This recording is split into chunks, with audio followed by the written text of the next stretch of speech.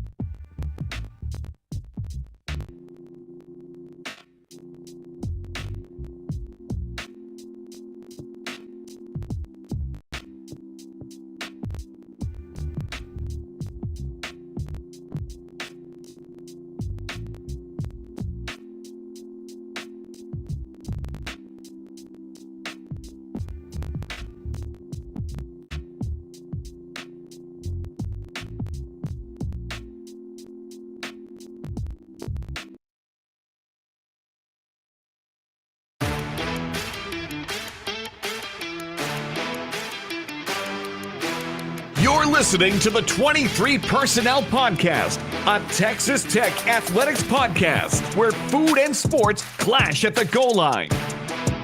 Here are your hosts, Spencer and Michael.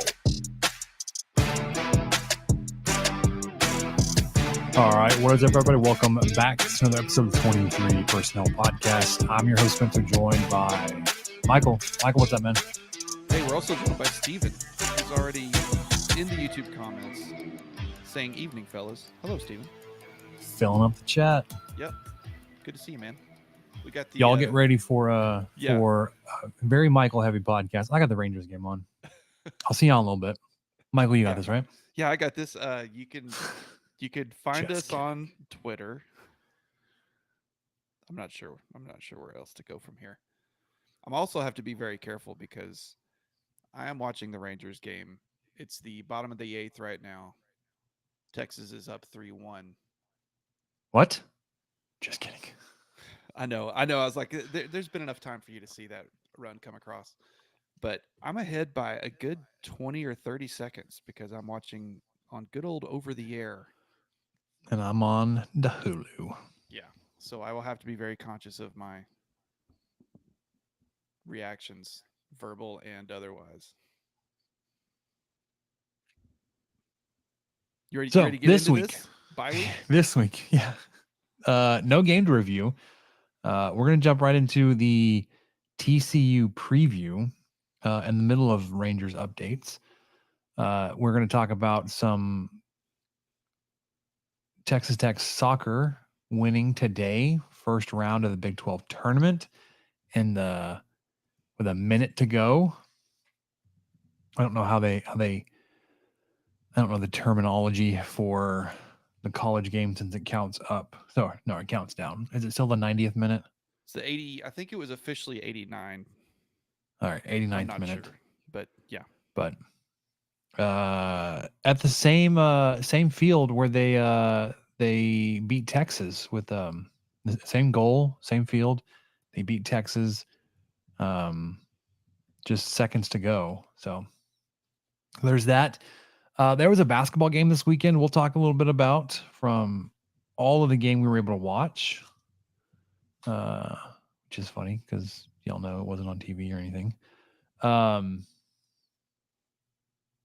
Can't believe they called that a ball. Well, like the overhead, like even the outside of the ball was inside of the plate. Like it was completely over the plate. The fix is in. We'll have y'all know, especially after the Saturday night's game when Mr. Best Strike Zone and the MLB had his worst performance of the season, missed 12 calls, 10 of them went against the Rangers. Yeah, we saw that. We noticed. Anyways, basketball. There was a exhibition this past weekend. Get y'all ready for the regular season. We'll have a little bit of a preview next week because next week it's here, Michael. Regular season. And then wrap up with what do we learn. So you ready to talk about some football? I am. Can we do just a tiny bit more soccer first? That's still football to me, man. That's true. That's football. It's football here. To the rest of the world. Heart. In the heart's where it counts. Yeah. So you mentioned that they will. This is the same field where Tech scored that penalty kick that had them win their first Big 12 game, I think, period of the year, and maybe their first Big 12 road win. Either way, it was early on in conference. So they play Texas. Texas won today too. They beat West Virginia. So they will face Texas Wednesday, November 1st at 4:30 p.m. on ESPN Plus. So be sure and have your login info memorized, be ready to go. Today I was able to watch the game actually.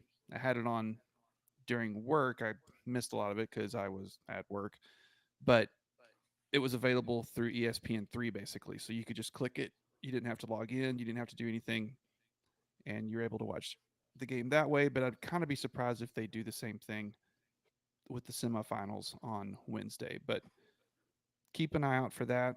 Should be a really good rematch. Texas is going to have a lot to play for because they're probably still pretty ticked off about how things went.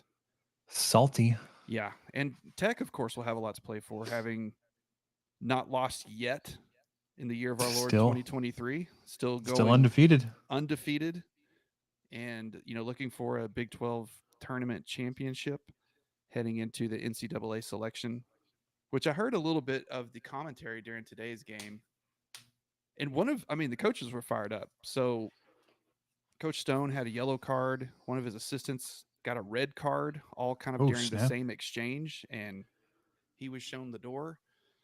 But I just kind of wanted to throw out there that one of the color commentary on the broadcast mentioned that NCAA selection can be kind of sketchy. I don't think Tech has anything to worry about, but she recalled a year.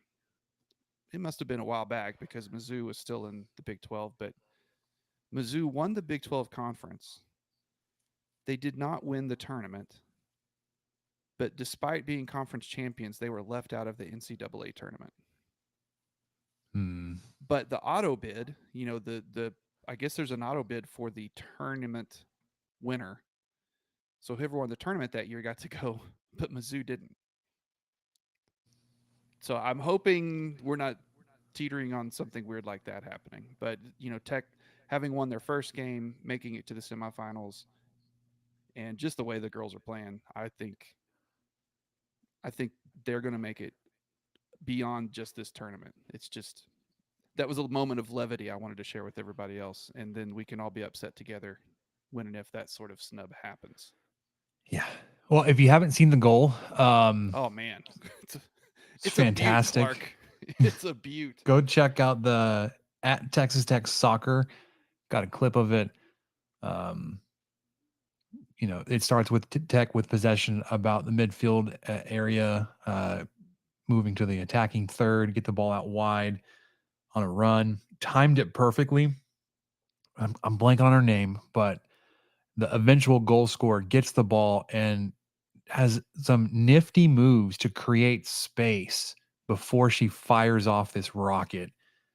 And it's just a thing of beauty. So go check it out at Texas Tech Soccer. I will also commend you for holding true there during that double play to end the eighth. Michael, you were consummate professional there.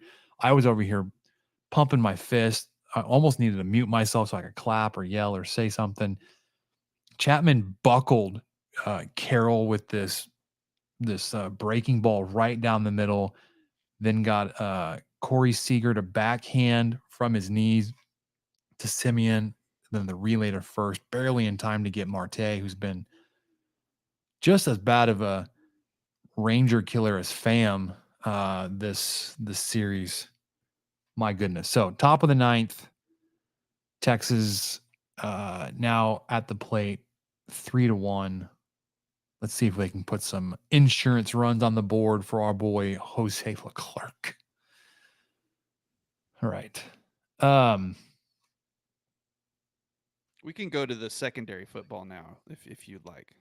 Yeah, the other football. Yeah. Texas Tech facing TCU. The weekly press conference was today as usual, but it was even earlier today. They moved everything up in the week, even the press conference. Listen to McGuire's comments as I could. Biggest thing is coming out of last week, there were a couple of injuries and just shifts on where people were playing. We'd heard after we saw the issues with the snaps from Stats. He was dealing with some elbow issue. Not bad enough to keep him off the field, but they're going to flip him and Dennis Wilburn. So you'll get Wilburn back at center, and then you'll put Stats at right guard. And then I missed the context, but he was talking about moving Tyler Owens out to star this weekend. So look for a couple of changes there on your starters. Yeah, and Baron Morton is back, baby. Oh, how could I forget Baron Morton? The first time he's been throwing in outside of pregame warmups since before West Virginia. So before he even took over. This will be his first. Well, and hopefully almost 2 weeks, but these will be his first reps as QB1 all season. The last time he was able to participate fully in practice was coming into West Virginia. And I actually heard that tidbit. But even then, he wasn't preparing to be the starter. Yeah, that's what I mean. This will be his first full reps all season as QB1. Heads up, Horned Frog's about to get ugly. So that's good news to hear. Yep. And that was something that McGuire was on Thetford and Ashby on Sports Talk Saturday morning. I'm sorry. And they were actually talking Tech football, so it was really kind of bizarre, but I enjoyed it because McGuire was there and he dropped that tidbit about Barron on Saturday and mentioned that we should be looking for the deep ball as well. Say less, fam. He feels like the playbook's wide open. So maybe there's some hope there. Hey, Jake Strong threw the deep ball. It doesn't make it out. It's such a big park. Golly. And of course the yellow line marking where it would go out. Yeah. I was deciding. I think it's 400 like the fence is marked at 413 feet, but the yellow line also goes like 30 feet into the air there. Holy crap. If he caught that ball like just any earlier, like and sent it more into the left field instead of center field. Oh, wait, no, it was Carter, wasn't it? Anyway, it didn't matter. If you get it out of the deepest part of the park, you're probably good there. Like a lot of Jonah Himes hits. Something. What are they challenging here? Did they say the runner Carter? So Carter's at first. Did he get past second? He touched and not touch the second. bag.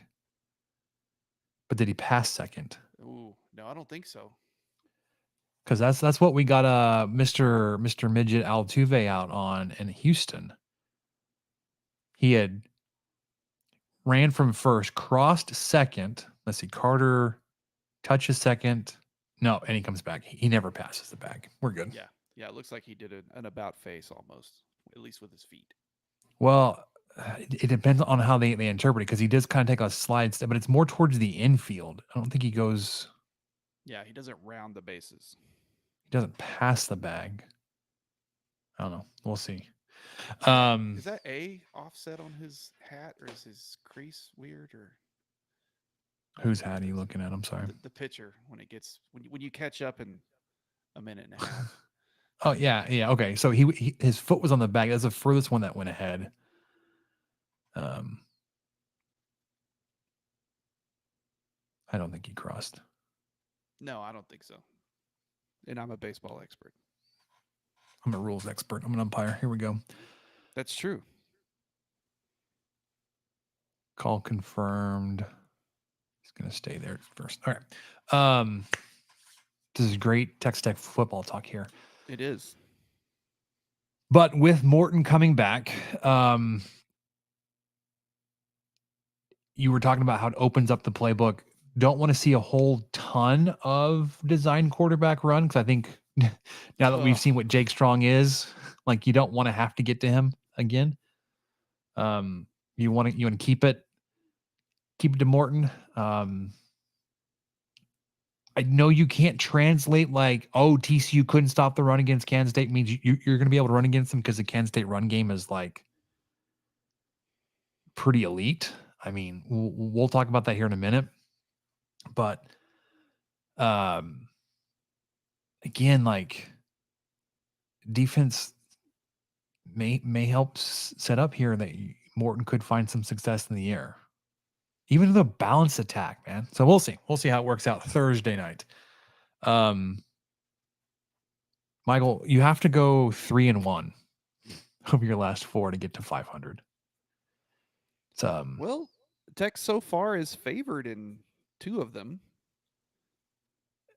Things went down a little bit, I'd imagine, after a slight upset in Lawrence, which really didn't surprise me much. I didn't get to watch that game, but Mr. Stevens here called Kansas money line on the preview last week. Oh, he absolutely did. He did. He was nails, even with that last final minute touchdown to take the lead. Well, and I hope I gave him credit when he did it because I think I did because he is nails, man. If he has a pick, it's not wise to fade Mr. Stevens. No, he did just say TCU get right game. I'm afraid, so maybe that's getting right though. Well, if he says I'm afraid, then no, then it's TCU's defense. So Tech is favored this week. That's been a death knell. BYU, his only loss. Yeah. UCF, your biggest favorite here in a couple weeks, 64.1%. TCU 52.1. Kansas dropped a few points. At one point, you were in the 60s there, but now it's under 42%. Texas at 10. So you'll need to win these 2 where you're air quotes favored, and then knock off one of these 2 on the road where you're not favored. Yeah. But before you get there, you got to finish out this week 1-0, facing off with the Horned Frogs of Texas Christian. That's a balk, man. What are we doing? He buckled and then disengaged. Now we got all 6 umpires standing around like, yeah, guys, who's looking at the pitcher's legs? BALK, brother. No, we're going to leave it. Okay. TCU 28th S&P plus team, Texas Tech 34th. So very evenly matched up there. Taking into consideration home and away. where did I put this? TCU's a 65th best road team, so their average on the road. Texas Tech is 32nd at home, so top quartile. Texas Tech may be surprising at 34th S&P Plus. You are the best five loss team in the country. Still holding true. 2 weeks in a row, baby. Oh, okay. So you were asking about the pitcher. His hat's just turned a little sideways. It's not straight in his head. Well, Oh, it seems Heim, like what are an you optical- doing? It's like an You- optical illusion to me. Oh, it's like turned a little bit like that. Yeah, Um, that's got to that- be all it is. there was a pitcher. I don't remember his name. There was a pitcher at TCU that did that a few years ago. He rocked a pretty flat bill, but canted it. So whenever he was set, and looking over his shoulder, the hat was more square to the plate. Preston, maybe his first. I don't know why I remember that. Besides, it's my brother's name, but long time ago. Way off the rails. We're talking about TCU football. Focus.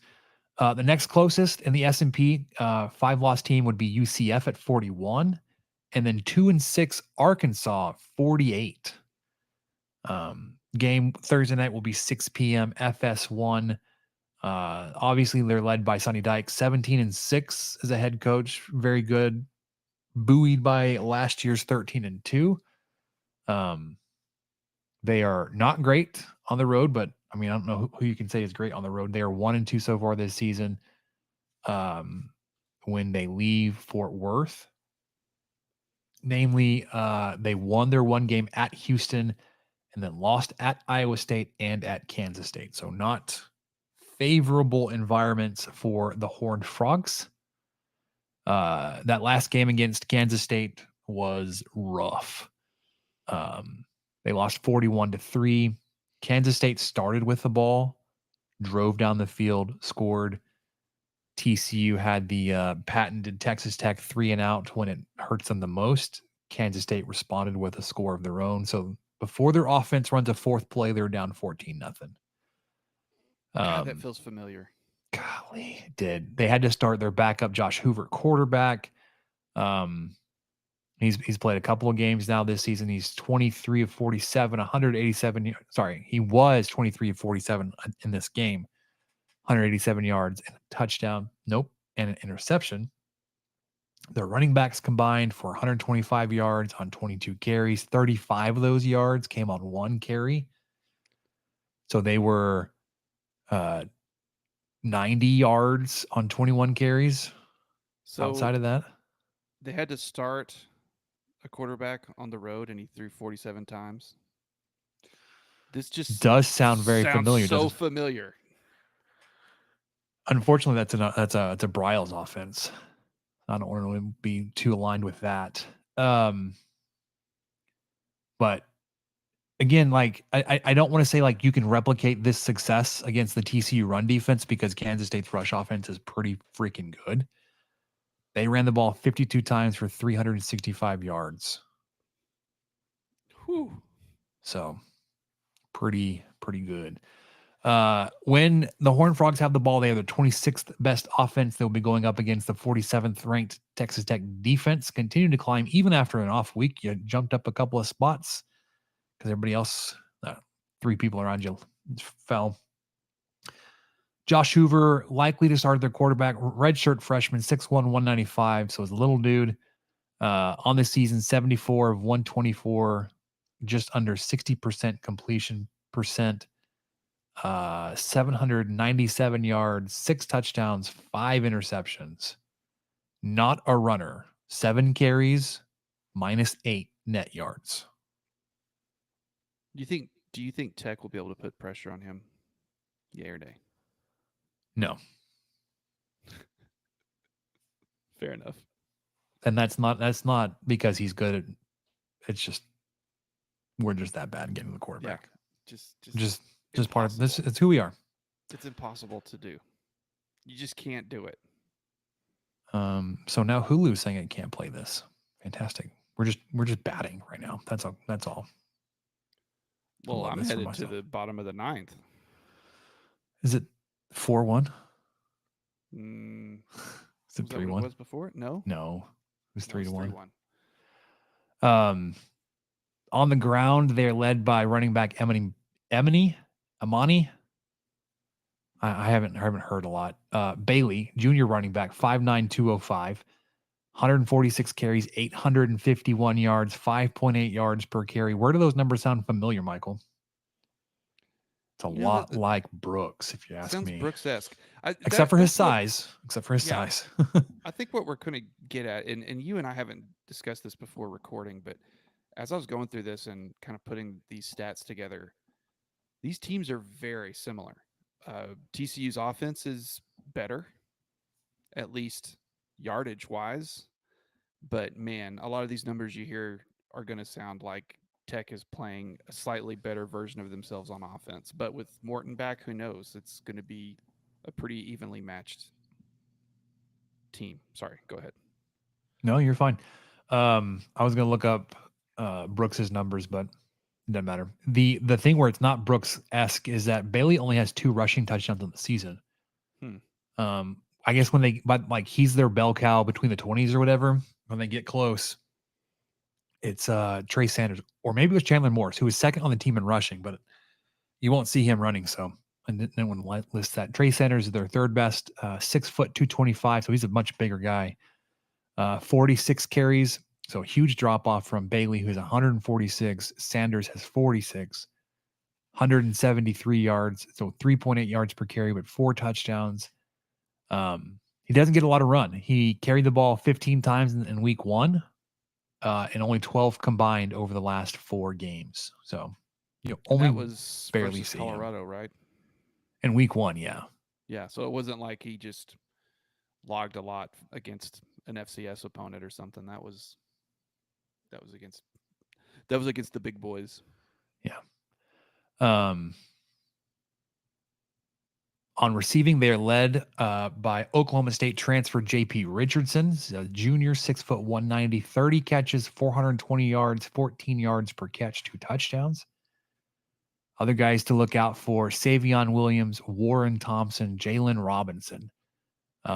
They're all about the same in production. Their bodies are completely different. Savion Warren, 6'5", Warren Thompson, 6'3", Jalen Robinson, 5'9". But they're they're between 10.3 and 13.0 yards per catch. 3 touchdowns for Williams, 2 for Thompson, 1 for Robinson. But it's Richardson, and then those 3, and then a bunch of guys with single-digit catches.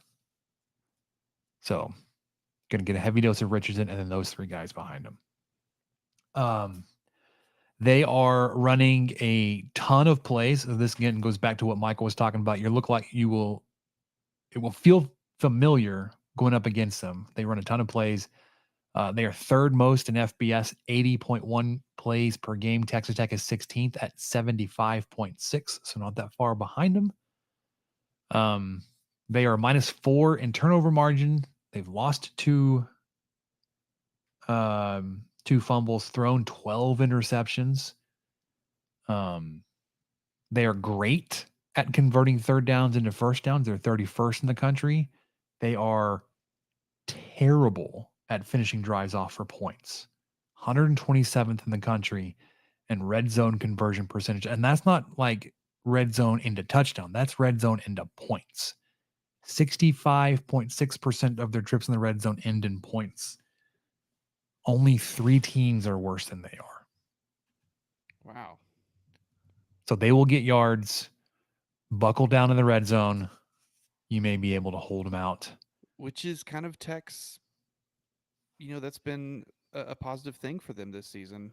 They'll kind of allow some chunk plays, but then do just what you said on the defensive side of the ball. They'll start to buckle it up in the red zone. All right. I'm so sorry. My Hulu isn't working. So bottom 9th, 1 out, still 3-1.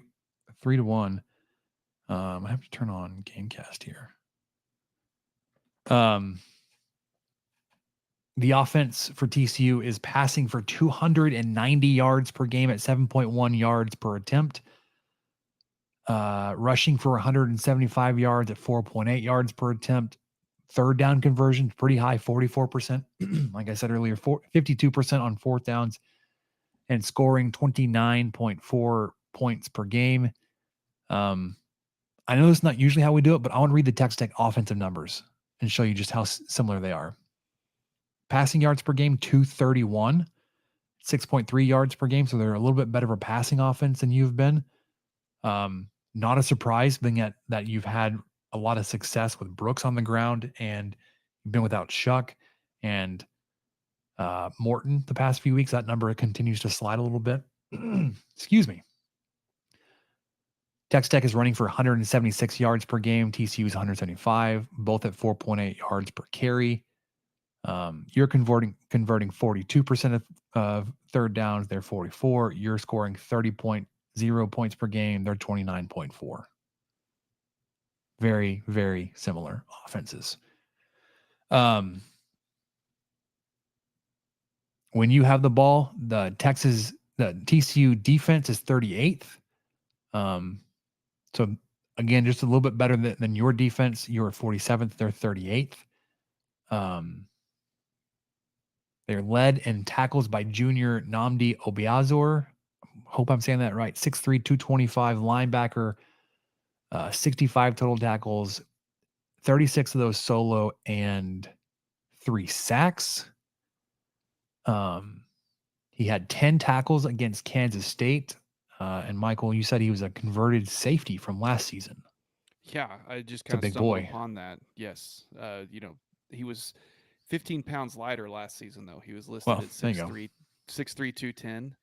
So he's listed at 6'3", 225 now. And the conversion from safety to linebacker seems to have really paid off with what he's able to do on the field. He's played in all 8 games and is tied with their sack leader. I mean, I know we'll get to that a little bit more later, but for your linebacker to have 3 sacks, that's he's getting around. Yeah. His presence is being felt. And that kind of conversion, moving guys around, finding defensive backs that can play in this defense, the historical defenses for TCU. I know it's not the same philosophy under Gillespie as it was under Patterson, but that's what Patterson did. He recruited athletes to play defensive back. As much as everybody like to make fun of Mac Brown at Texas recruiting quarterbacks to play defensive back, Patterson was kind of known for recruiting like running backs. Let's go. Ball game. For you. I was waiting. Ball game. Whoo. So sorry. All right, I'm back. Couldn't watch the 9th inning. Stupid Hulu. But they've had a lot of success being able to recruit athletes and find a spot for them on defense. Behind Obiazor is another linebacker, Jamoy Hodge, 6'2", 235. That name should sound familiar. He's been playing for them for quite a while, it feels. 6'2", 235, 43 tackles, 19 solo, 2.5 sacks. So both of their linebackers are able to get back there and get some pressure and get to the quarterback. Finally, Shad Banks, another linebacker, 6'1", 250. So even a bigger, stouter dude, 36 tackles, 23 solo, and a sack. So for the team, they have recorded 20 sacks on the season. Michael, do you know how many Texas Tech has recorded? I'm going to guess 7. I'm gonna look that up really quick. I bet it's not even. Well, you know what? No, it's going to be a little bit higher because whatever reason we had like a 6 sack game, which didn't even feel like it at the time. When was that? I don't even remember that. Was that West Virginia? Was that sacks or tackles for a loss? Oh man, I don't know. Here we go. Sacks. I'm still standing by 7. 16. What? You're led by Miles Cole, 3.5. Bradford's got a sack and a half. And then a bunch of guys have half. No, Hutchings has 3. Ben Roberts has a half. Josiah Pierre has a half. Linton has 3. Esther's has 2. Banks has a half. Who are these? I don't recognize these names. Timon? I don't know who Terrell that is either. Tillman. Terrell Tillman. It had to be like against like SFA or something. Sorry. That's not who we play. Tarleton State. Tarleton State. Whatever's a purple school here in Texas. So they're good at getting pressure on the quarterback and then getting home. 20 sacks. Texas Tech, 16 and a half. Although it doesn't feel like that much because a lot of them came in one game. They also have forced 6 interceptions on the season. Their safety, Bud Clark, has 2. And then 4 other guys have 1 apiece. So they give up as many pass yards as you get per game, 231 yards. They give up more per play than you do, 7.0 to 6.3. They're a little bit better on the ground. They give up 149 rushing yards at 3.9 yards per carry, whereas you're rushing for 176 on 4.8 yards per carry. They allow teams to convert 39% of their third downs, and teams are only scoring 23 points against this defense, even after a 41-point game this past week. Well, one of our favorite things to point out is when your leading tacklers get into the secondary pretty quickly.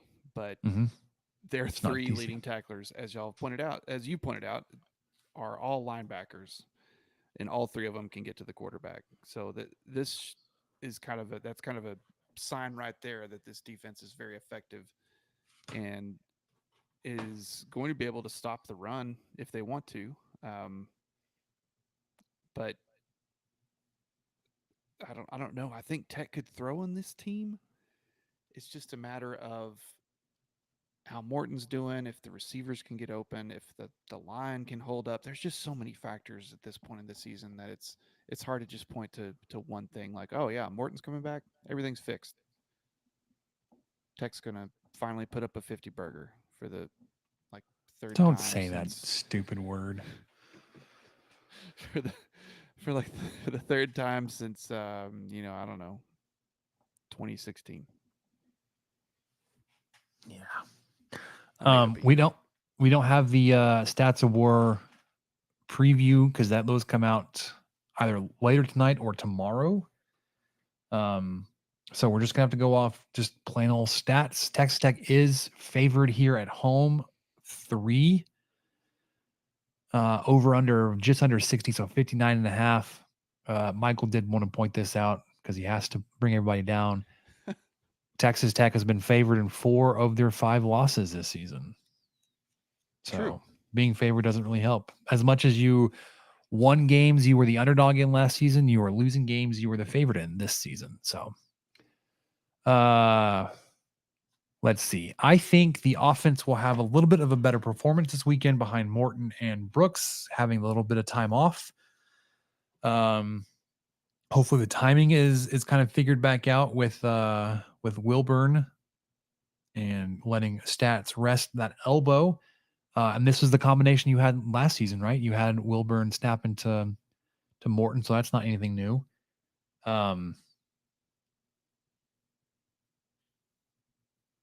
Give me Texas Tech.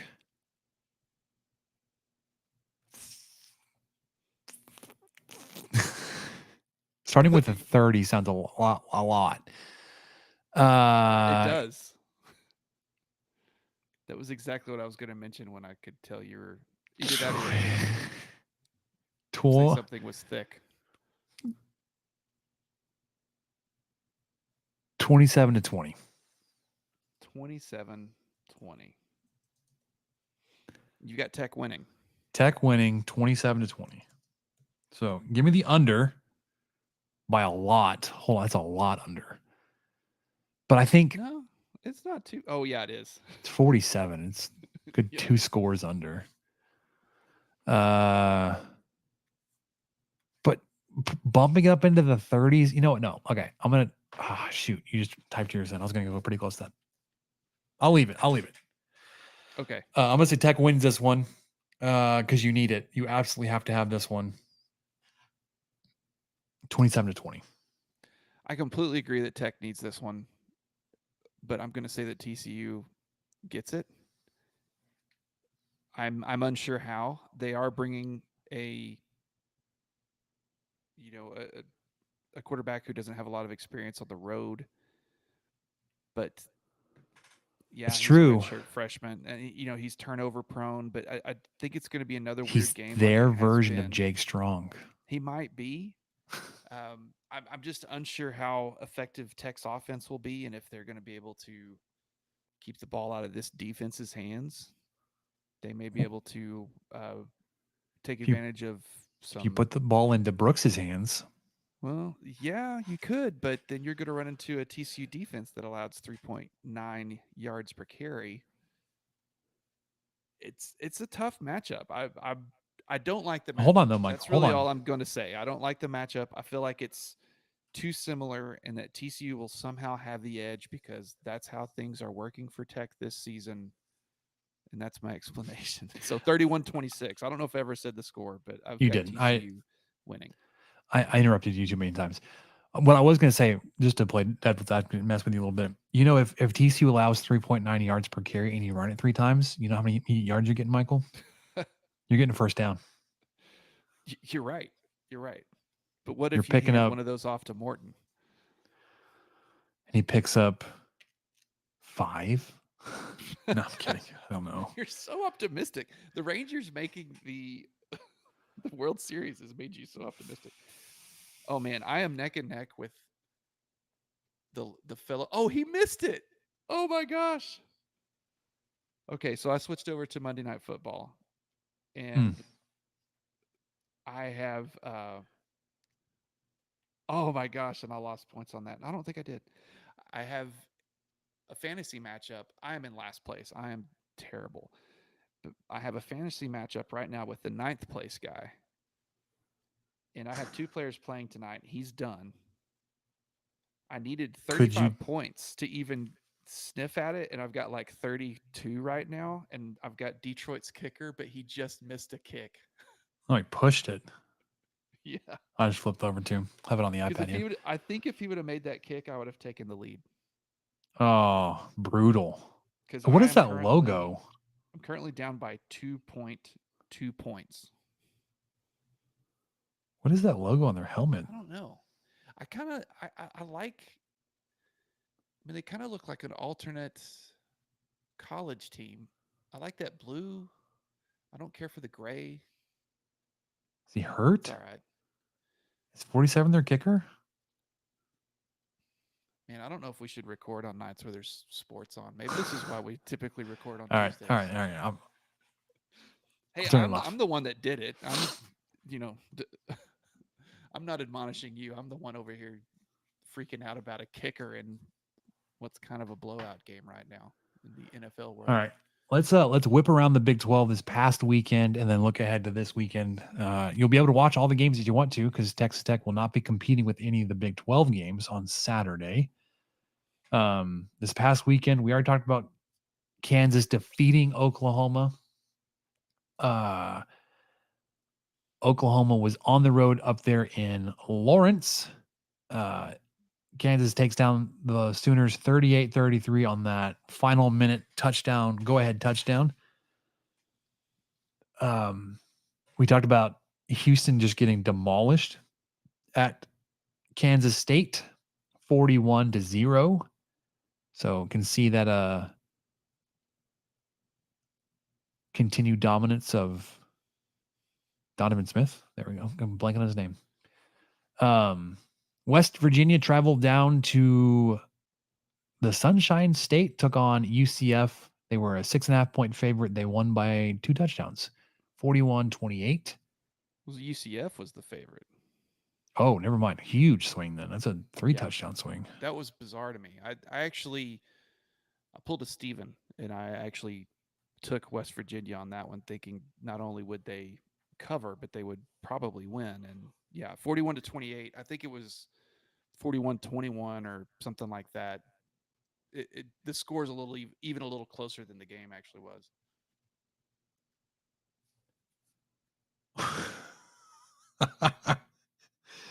Oh, I just watched Oh my gosh.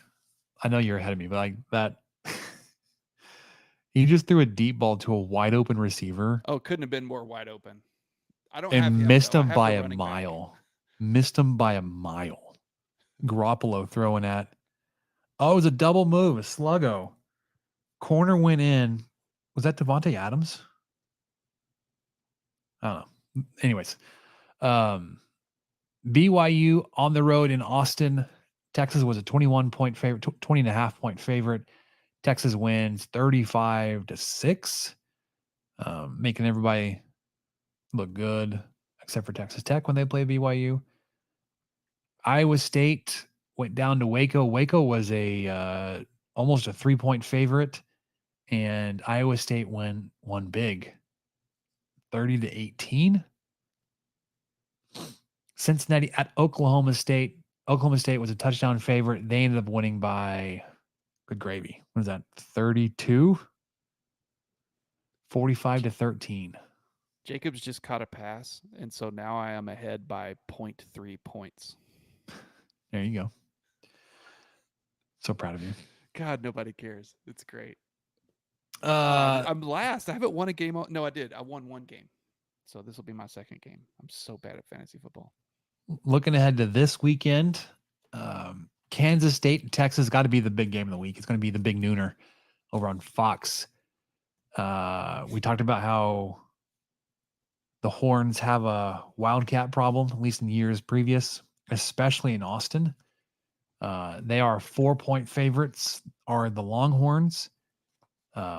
11 a.m. on Fox. Oklahoma at Oklahoma State. You got Bedlam. 2:30 on ABC. Oklahoma is a 6-point favorite. Houston at Baylor. Yuck. That's disgusting. Baylor's a 4.5-point favorite. This game is on ESPN Plus, Michael. Hey, Yikes. it happens. Happens to the best of us. Has Texas Tech played ESPN Plus this year? I think they played Baylor on ESPN Plus. Oh, then it's Baylor's fault. Good job, Baylor. I'm not entirely sure, but I know we have because as much as I like to rag on it, man, it's nice to know that your game's going to start when they say it's going to start, and you don't have to like channel That's hop. true. You know, that is the one nice thing about it. The rest of it's kind of okay. I get it.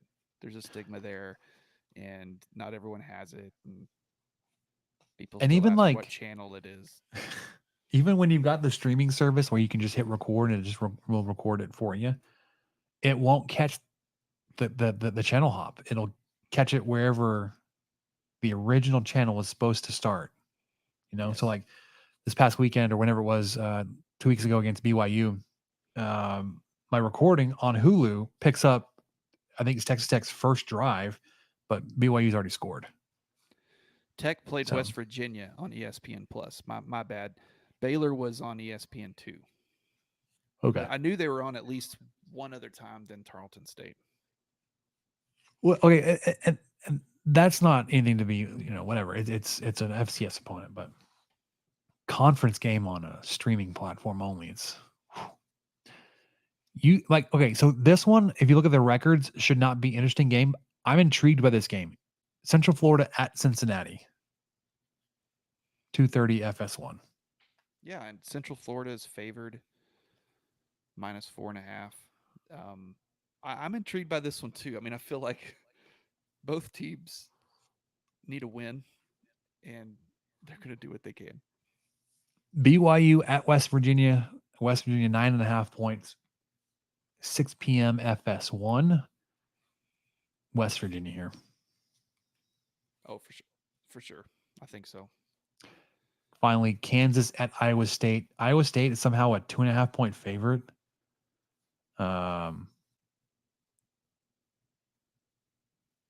I know what's his face. Bean ended up playing a lot of some of that the last of the game. I don't know if the other guy's hurt, but still, Bean's a pretty good quarterback for Kansas. I don't get the hate here. Give me Kansas I think so too. on the I think road. they'll be able to keep it going from last week's big win. I don't think they'll be let down. They're well coached. Iowa State, their luck's got to run out at some point, right? Because they are currently. Let me click the link and let it load. It's good radio. They are currently 4-1 in the Big 12. There are 5 teams who are 4-1 in the Big 12. Getting set up for a big cluster F. Oklahoma, Texas, Oklahoma State, Kansas State, Iowa State, all 4-1. How is Iowa State? It's fine. They'll lose this weekend and it'll be fine. But Work you know itself what? out. This last weekend both helped and hurt my prediction last week of saying that Oklahoma and Kansas State will face each other in the Big 12 championship. Yeah. But this weekend's really going to tell the story. If Kansas State beats Texas, then that prediction it's alive. It's got some It's money. Yeah. It's got some legs. Some legs. Feet. Legs, feet, hands. Whatever. Yeah, It's there, man. They're all connected. Yeah. The hokey pokey, man. The foot bone's connected to the leg bone. That's it.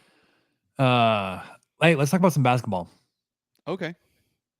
Not gonna play the intro because it's great, but it's too soon.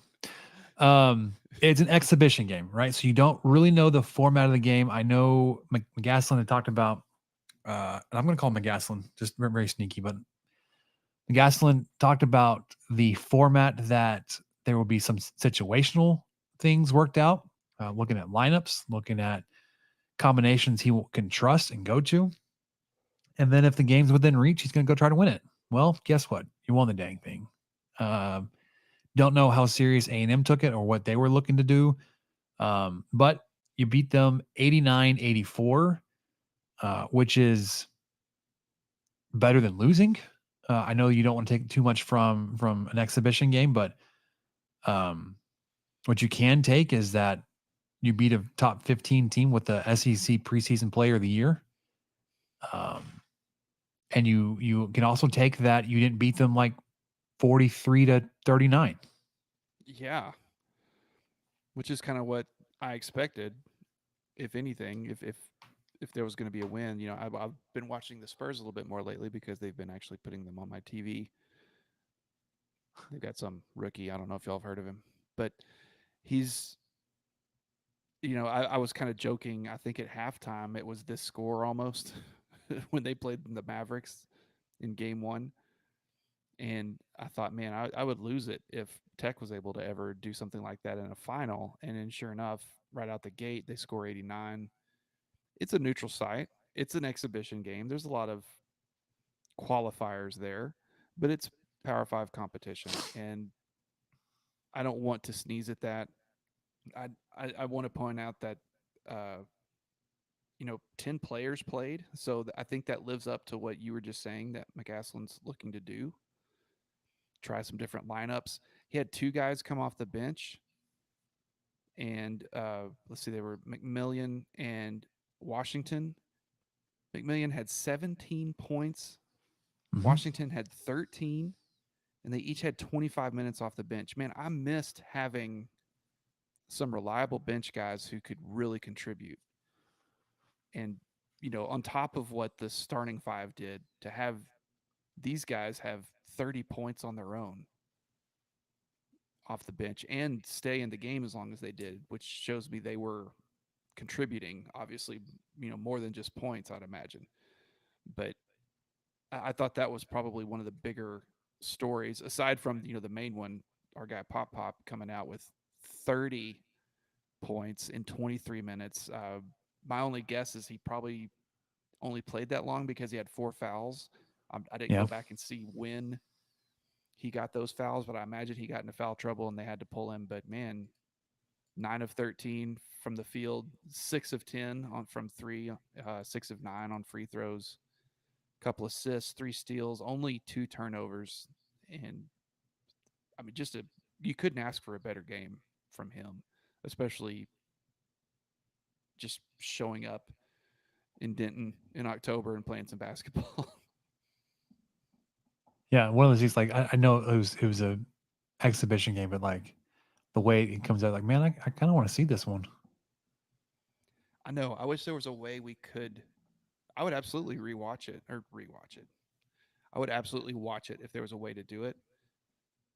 I know a lot of folks got to go and recapped as best they could, but there's still just something like seeing this in person would have been nice, especially if Tech's going to amp it up and hype it up as much as they do on all their socials. You figure, hey, put somebody down there with a microphone and have them describe what's happening.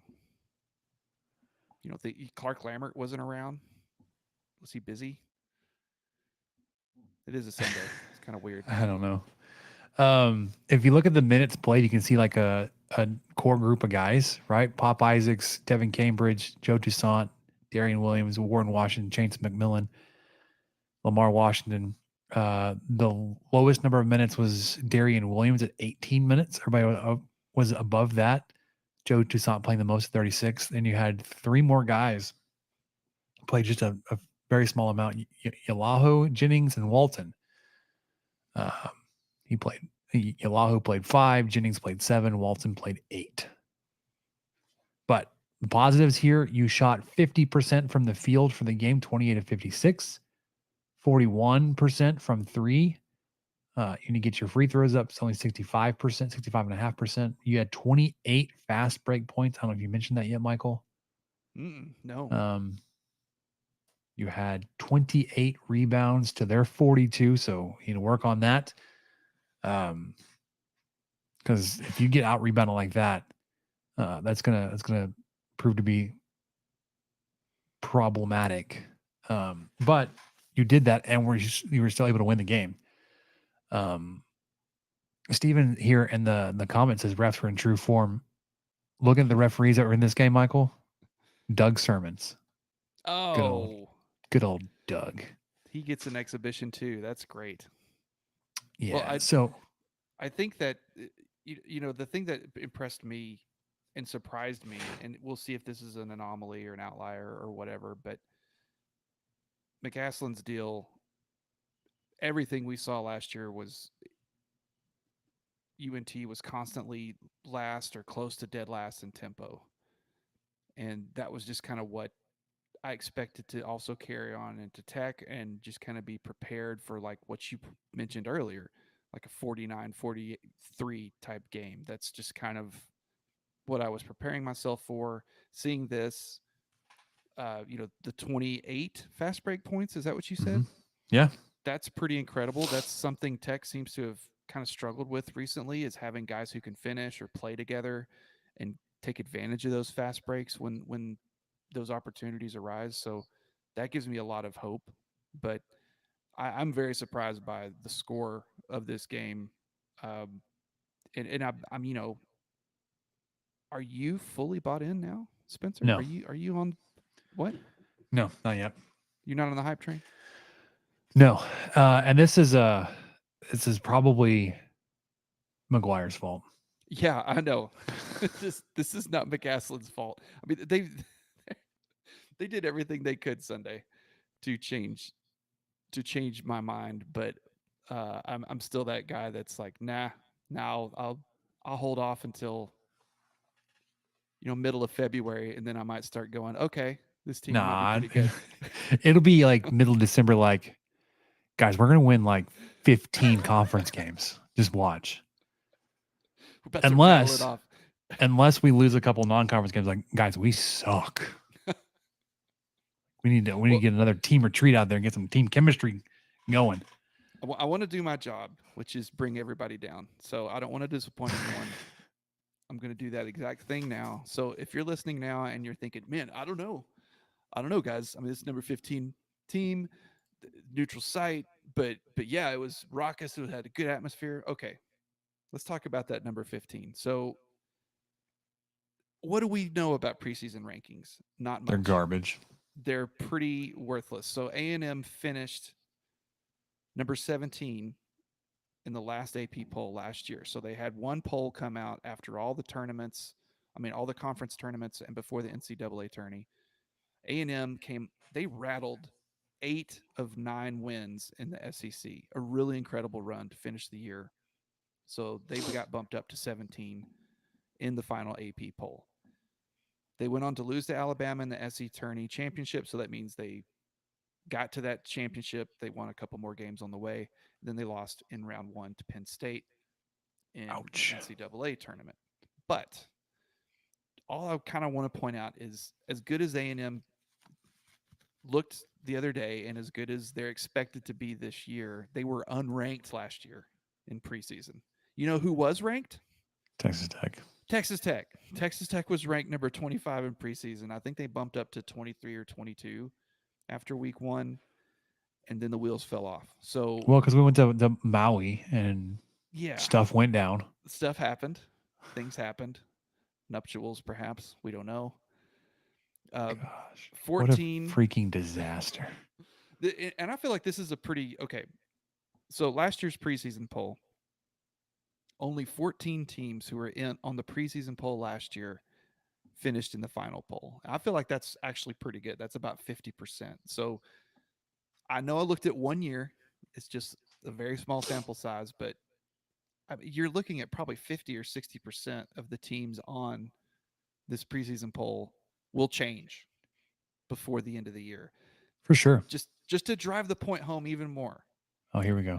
Out of the final 4 last year, 0 were on the AP preseason ranking. That was UConn, Florida Atlantic, Miami, and San Diego State. Such a weird final 4. That's exactly what I was going to say. You posted that in the notes. I was like, I remember now that you said that, I was like, God, what a just whack final 4. Hell of a Jeopardy question in like 7 years. I mean, 2022 Final 4 teams were not surprising whatever. that like a team like UConn wins it, but to factor in they weren't even considered in the preseason or even ranked. No. And then to be surrounded by Florida Atlantic, right, Miami and San Diego State, you're like, which had to be like 4 hell of a run. This 4 is teams how much polls are correct. They really get the pulse. So Florida Atlantic didn't even appear ever on the AP poll until the final poll March 13th last year, and they crept in at 25. They were 31-3, and they made it to the final 4, and they didn't get on the AP poll until the very last one. So A&M could be great. Like you said, they have a player who has a chance to win the SEC Player of the Year. They finished on a hell of a run last year. Mm-hmm. Really impressive what they're able to do. I said 8 out of 9 conference games, but like that stretch was 11 out of 14 or something, or it was really something to see going into the SEC tourney. So they could be a great team. Everybody let's all take a breath. Let's give McCaslin some time to cook. And let him cook. Yeah. So, when Tech struggles against Texas A&M Commerce or something, it's not all. Don't say that. On the exact same, we're not back to firing everybody or something. That's all. That's all I'm saying. That's all I had. I had to bring everybody down just a little bit. Appreciate that for setting the perspective for us. First official game next Wednesday. I did say next Wednesday. It is just over a week from today, November the 8th, as we are recording. 7 p.m. ESPN Plus, Texas A&M Commerce. Feels like a long way off, Michael, but that is, like I said, next week. Basketball's here. All right, let's wrap this up with what did we learn from the notes. It's all food, baby. Love that. Let's do it. What did we learn, Palmer? I don't know, sir. I don't know either. Why don't you start us off? I went to Dave & Buster's this weekend, which was my fun. Neighbors have been a few times now. I haven't gone to this location. I've been to one in Dallas once. It's the first time I'd ever been to one, and I feel like Main Event has the best game prices in town. Dave & Buster's might beat them out because before we were done with our card, we were kind of tired of playing games. We had kind of reached that point where we're like, oh, we have how much left? Oh my goodness. Okay. All right. Well, let's go. And if you don't mind me asking, how much did you put on that card? We did $50. Okay. So a pretty significant investment. Like you're going for a family night. Well, and it was just the two of us. Check everything out. It was a date night. So You we were didn't even like, take the little one. All right. no, it was just the two of us because we like to go play games. And we're like, all right, we are going for it. And of course, because they can upsell me, anyone can upsell me. No. I did $50 and then, well, you get 25% more if you spend $6 more. Okay. So I got whatever that was. And then, oh yeah, your card's $3. So it was 59, Spencer, to be all in. But But apparently $59. that's a lot for two people that even like to It was, sound man. that sounds like you like to play games. So Yeah, and we were doing a lot of two-player stuff, and we were playing each other a lot, and uh, you know, we would play some of those games where one of us dies or whatever, and so okay, you got to swipe and keep going, and yep. man, I mean, you got to do every single thing you wanted to do, and then some, and yeah, that was a lot, but it was one of those. It was a date night. That was the point of going, was to play the games, and we really enjoyed it. Went to check out at the end with our tickets and everything. Spencer, they make Starburst suckers now. First time I'd ever seen them. Never heard of that. Yeah. It's basically a Tootsie Pop version of a sucker. So you've got Okay. So you get the you've got Starburst in the middle. cherry, but you've got Starburst in the middle, my friend. And I swear I've had this fever dream probably since I was like 8. Thinking, why don't they make Starburst suckers? They do, man. And who knows how long they've made them, but they had them available at Dave and Buster's, and I absolutely spent some tickets on some Starburst suckers. Well, yeah. Brother, delicious. I got a cherry one and an orange one. Selfishly, I wanted both of them, but when we picked up our little one the next morning from her grandmother's and I brought her home, they were both sitting on the counter, and she lovingly was like, "Oh, Dad, you got one for me and one for you." And I was like, "Yes, of course I did. That's exactly what I did." And then I was like, "Which one do you want?" She said, "Well, I want the orange because I know you like the red." And I said, "That's my girl." Nice. So anyway, Starburst suckers. I've got to find these things. I was truly enthralled. Probably the best sucker I've had in a long time. And I did have a cherry lemon head sucker recently that I really enjoyed too. But a cherry Starburst sucker with the Starburst in the middle, get out of town, man. The only way it could get better, and maybe not better, is if they like did some change ups. Like if you got a lemon sucker with cherry in the middle. Ooh, I like Yeah. that. Or the opposite of that, a cherry sucker with lemon in the middle. Orange and cherry is a good combo. Strawberry with lemon in the middle. Call me Mars. I'll come up with some ideas for you. Well, if you absolutely have to have these, I did find them on Amazon. The bag, 7-ounce bag, 2-pack, pink, yellow. I don't even know how many are in this thing. But the 2-pack, so there's 2 bags, $15. Whew. I say that, and Lollipop that's outside, not all. fruit chew inside. So there's cherry, orange, strawberry, and lemon. That lemon will probably go hard, man. Yeah, Sounds fantastic. that'd be a solid one. Hey, speaking of candy, you found this list of old people candy, and I was looking at it, Well, and I was like, wait a minute, I just didn't want to realize give you some ideas. how old some of these candies were. No kidding. So I just kind of wanted to talk about. I have a few candies that I like that I would probably consider old people candy.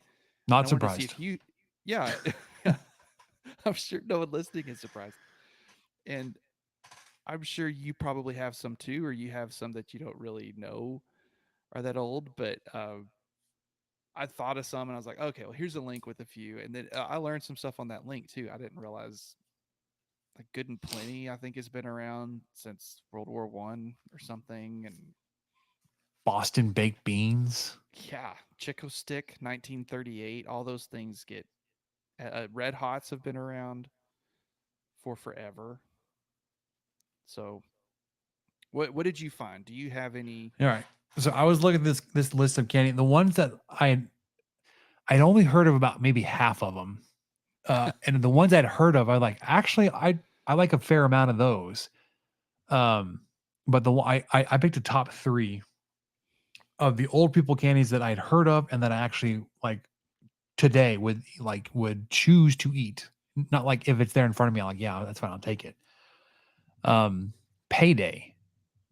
Did not Mhm. realize those Payday bars were almost 100 years old. They debuted in the 30s. I didn't have a specific date here, but the 30s, man. It's a great candy bar. It is. Have you had the chocolate covered version, which I kind of almost refuse to try because I just feel like that's a weird baby Ruth.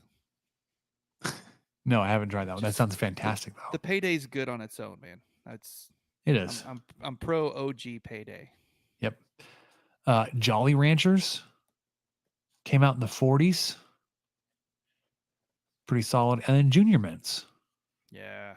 So I How got did we like have the all technology in the fort? That makes sense though, because we were building like the B-52 and the B-29. we were Maybe not the building B-52. freaking atom bombs, man. Yeah, yeah. The Manhattan Project was going on. Could figure out how to put Junior mints were mint inside of invented. chocolate. I mean, the 40s were incredible. What a Incredible time to be for alive. advancements. Yeah. But I think I had like all 3 kind of categories covered. I had like a savory peanut and I guess it's caramel, right? For the Um, Payday. yeah, yeah. There's caramel involved. I think. Whatever the Or center is, it nougat. holds everything I don't together. know. Jolly Ranch is just straight up sugar and sweetness, and then Junior Mints, you got chocolate and mint. So I don't know. I like those. What about you, Michael? What did you find? Something just echoing on yours a little bit. Something I've really respected about Jolly Ranchers is how much they change. Like it's still the same flavors, but they try different. They try the suckers. They try those like long things that kind of look like a piece of taffy or something. Did I lose you? Are you gone? I think Spencer's gone. I'm going to keep talking to myself because I think it's still recording, but I can't see him. Anyway, I'll keep recording. So, the one I wanted to talk about was the Atkinson peanut butter candies. And I don't know if you guys have heard of those, but they've been around since 1932. I had a great uncle who always had a bag of them with him, and they make them in 2 basic shapes that I remember. One of them is kind of like a log, almost like a peppermint stick, but not as big around. And then the other is kind of like a flat little rectangular prism. But those Atkinson peanut butter candies, those might be my favorite old school ones, aside from good old fashioned peppermint. I love peppermint. Don't really care what kind. Tootsie Rolls. I've recently rediscovered Tootsie Rolls. They've been around since 1907, people. Tootsie Rolls are a lot better now than I remember them ever being as a kid. And I really like the fruit versions of them as well. And then a couple of kind of recent entries on my old man candy list is Mary Jane's. Never really tried them till recently. Those are delicious. Goats' caramel cream bullseyes. They're those little. I know you've seen them. They're just caramels with like a cream centered. That's exactly what they are. The name of them is what they are. Caramel on the outside with a little cream center, and they're soft. Man, if I see those in our candy thing at work, I just grab them. And then Chuckles. Chuckles has become a favorite because I forgot how much I liked just straight up gummy candy with sugar on it. So if you've ever had those orange slices with like that kind of hard, crunchy sugar on the outside, Chuckles is basically a version of that, but they have a bunch of different flavors. And they're all about that same size. They have, lemon, lime, cherry, orange, grape, maybe something else. But they've been around since 1921. And yeah, it's 100-old candy that it hits, man. It's delicious. Spencer, are you back? I think so. Can you hear me? Yeah, I can hear you. All right. I just Something rattled wigged all out. about. Yeah, he didn't hear any of what No, I y'all just did. heard about me talking about candy. It's gonna be But it's gonna be an adventure to piece this all together, depending on what was recording. The podcasting board here wigged out. Then Riverside freaked out. The computer probably froze. I don't know, man. Everything's a yeah, I don't mess. know either. All I I know don't. is I kept talking, You did. It's hoping that fantastic. you wouldn't have to edit too much, and I just went into my list of random candies, thinking you'd pop up before I finished, and you did. Yeah. The fruit Tootsie Rolls, big for me. Aren't those great? I love them. You were talking I about do too. the caramel cream bullseyes. What I was thinking of were like the cream savers, the twist, the flavor twist, like they're like a pinwheel kind of shape, but not the same. Your pronunciation of Goetze got me, man. What Good did I old say? good old German name there. Did I say goats? What Yeah, did I say? you said goats. Well, It's fine. It's fine. It's probably how most of West Texas would say that name. I swear, I think I had a teacher. That was how their name was spelled, and that was how we were told to pronounce it. Yeah. Well, I mean, it could have just been how it was Americanized over time. Maybe it was like, hey, you're too young. I'm not going to worry about you pronouncing it correctly. Maybe she Yeah. didn't. Maybe that's just how she pronounced it. It doesn't matter. But I if swear it's I had a the teacher then. if it's the German pronunciation, it's the OE combination is actually you can write it with the umlaut, the two dots over the first vowel, and not have the E. The OE is Oh, for like the keyboards or typewriters that didn't have the capability of putting the umlaut up. But that umlaut, especially on the O, it's difficult. Goetze. Goetze. Goetze. Hmm. Well, they Yeah, make some delicious caramel cream bullseyes. I'm sure they do. So Okay. are you clicking? Do you Pulling see up what the I'm talking picture. about? Yeah, those are fantastic. I like Oh, those. those are so good. Yeah. I need some. Anything else? Did I miss anything? Do we need to cover anything else? Nothing worth going back for, man. Just talking some candies. Talking some candies that have been around a long time. Halloween season. It's Everyone tomorrow, stay man. safe out there. Yeah. Stay warm. Stay dry. I don't know if it's supposed to rain, but stay warm at least. All right, that'll do it for us on the 23 Personnel Podcast, previewing the Thursday night matchup with the TCU Horned Frogs. Thanks for hanging with us as we battle through World Series Game 3. For Michael, I'm Spencer. We'll catch you Thursday night for the instant reaction. Thank you for listening to the 23 Personnel Podcast. Help us out by subscribing, rating the show, and leaving a review. Follow us on Twitter at 23 Personnel, Spencer at PuntSuck, and Michael at Michael_LBK. Be sure to catch the next episode. And until then, guns up and let the tortillas fly.